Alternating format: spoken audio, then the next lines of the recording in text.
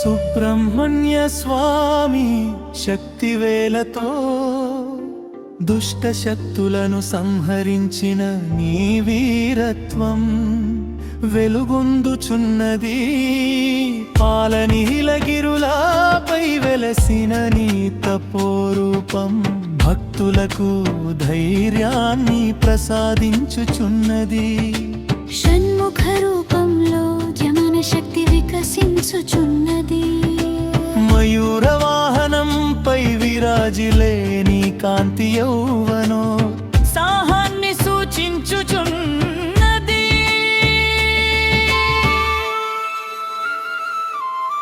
స్కందునిగా దేవసేనలకు నాయకుడవైన నీ పరాక్రమం మహిమాన్వితమై నిలిచినది.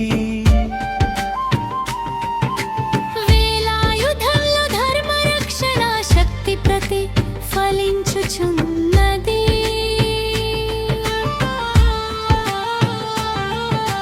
తారకాసుర సంహారంలో నీ శౌర్యం దివ్య కీర్తిగా నిలిచినవి.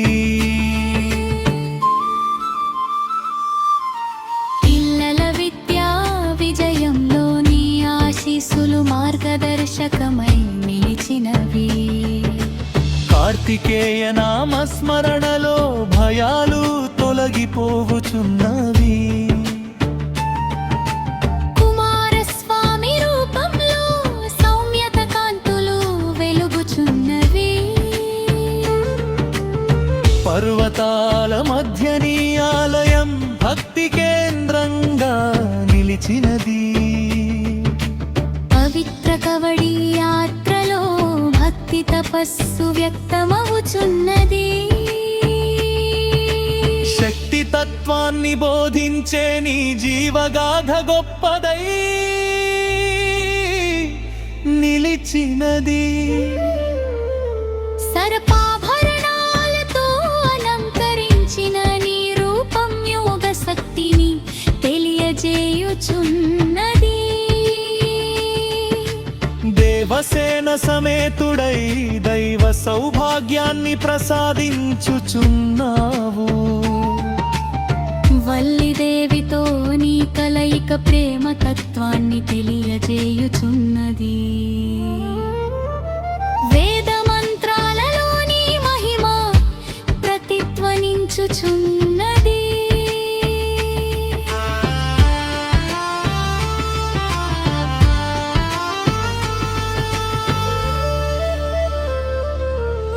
యుద్ధరంగంలో ధైర్యాన్ని ప్రసాదించే నీ ఆశీస్సులు రక్షణగా నిలిచినవి.